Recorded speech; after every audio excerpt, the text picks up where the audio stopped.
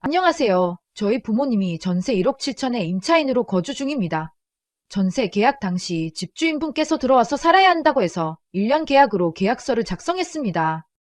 집주인분이 들어오시는 줄 알고 근처에 다른 전세집을 비싸게 구했는데 계약 만료 1개월 전에 집주인이 못 들어온다고 다른 세입자 집 보러 온다면 집 보여달라고 합니다.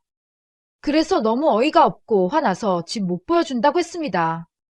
집주인은 집 안 보여줘서 보증금 반환을 못하는 것은 세입자 책임이라고 못 주겠다고 합니다.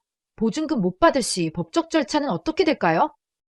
집주인 2개월 전에 알려주지 않아서 계약갱신권을 사용하지 못했는데 임대차 보호법으로 처벌 가능할까요?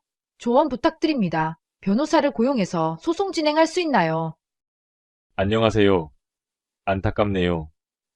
질문자님은 실수를 하신 게 있습니다. 우리나라에서는 주택임대차 보호법상 1년을 계약했다고 하더라도 2년을 주장하여 살 수가 있습니다. 이 법은 특별법으로 계약과 상관없이 지켜야 하는 법입니다. 세입자 2년은 무조건 살 수가 있습니다.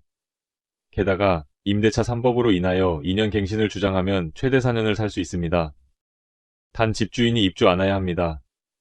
가옥 현장에서는 집주인이 입주한다고 해놓고 세입자 다른 이사 갈 집 구해놓으면 갑자기 일이 생겨서 입주 못한다고 하는 집주인들이 많이 있습니다.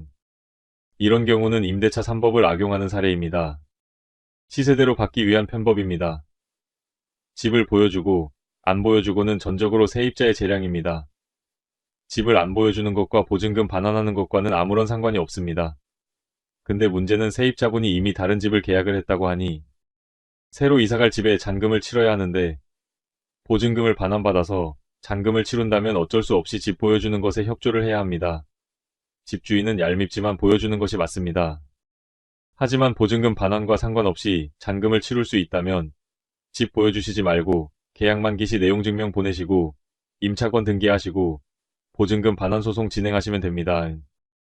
임차권 등기부터 연호프로 소장 접수 시부터 연시비프 지연이자 청구 가능합니다.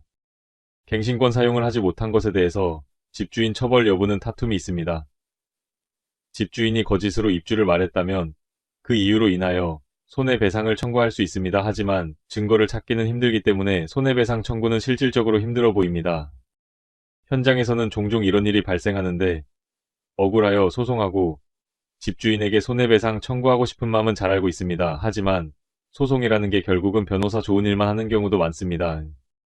소송 중에 집주인 보증금 반환해주면 소송은 끝이 나고 변호사비는 온전히 세입자 몫이 됩니다. 변호사가 소송 종결됐다고 변호사비 반환해주지 않습니다. 게다가 소송 준비 기간 동안도 세입자 스트레스도 심합니다.